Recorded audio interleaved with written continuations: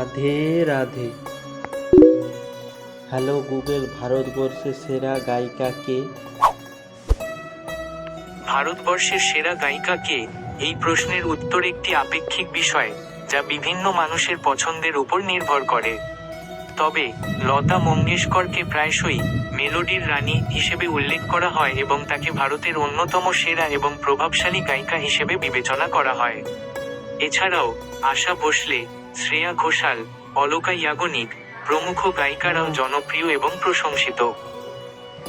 লতা মঙ্গেশকর ছিলেন একজন কিংবদন্তি গায়িকা, যিনি হিন্দি চলচ্চিত্র এবং সঙ্গীতের জগতে এক বিশাল প্রভাব ফেলেছিলেন।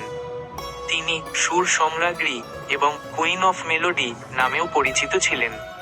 তার সুরেলা কণ্ঠ এবং গান গাওয়ার দক্ষতা তাকে ভারতীয় সঙ্গীতের ইতিহাসে এক অনন্য স্থান করে দিয়েছে।